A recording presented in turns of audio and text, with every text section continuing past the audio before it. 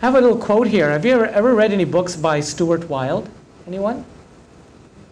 Amazing author. He wrote this book many years ago called The Trick to Money is Having Some.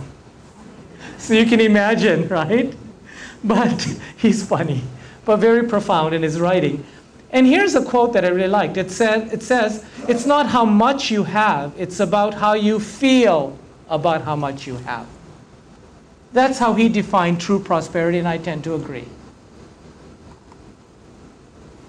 So the first point is that I want to invite you now to see money as energy, as neutral energy. It's not good, it's not bad, or even ugly. Well, some of it can be, okay? It's a vehicle through which energy is exchanged.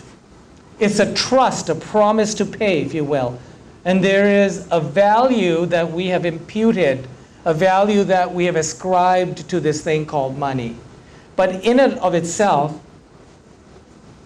it's really just a neutral medium of exchange. And see, energy is always constant. Einstein told us that. There's no more and no less. It's constant. It just changes places, it changes form, but it never really depletes. It's an interesting concept when you look at it from that. And energy always seeks a natural flow and the path of least resistance. What I learned a long time ago is that when I'm looking for prosperity and abundance in all areas of my life, health, relationship, career, wealth, I make myself remember that if I go into effort, the natural flow will stop. But if I stay in ease, then energy responds to that because that's its natural state of being. And when there's less resistance, things flow better, and a lot more comes my way to support me because I'm not trying to push the river. And that flow can come through anyone, at any time, anywhere. Sometimes we think money is the only way that we will find answers to our solutions to our problems. That the answer is that as soon as I have, or anybody get caught into the until clause? Anybody live that way? Until I have this much, I cannot be, or until I get this, then I will be, right? As if that money itself is going to be the key, the guarantee to your freedom. And sometimes the greatest abundance comes through a true, caring, supportive friendship.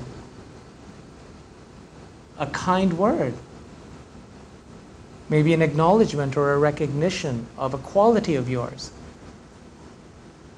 How do you put a price on that?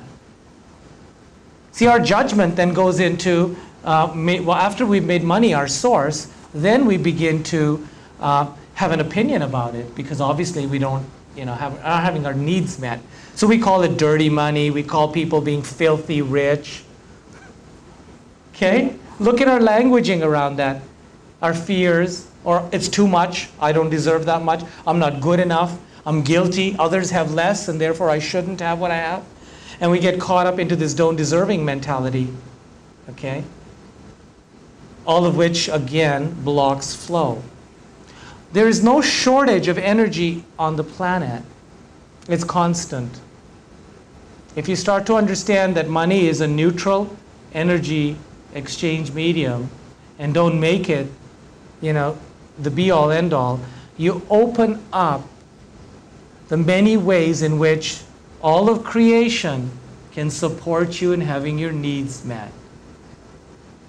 It's a huge topic. We could spend a day at looking at all of that. But again, just planting a thought for you. Money isn't good. Money isn't bad. It isn't dirty. It isn't clean. People have money aren't filthy. Okay? It's just a symbol, a medium of exchange. How you feel about what you have is where the key is.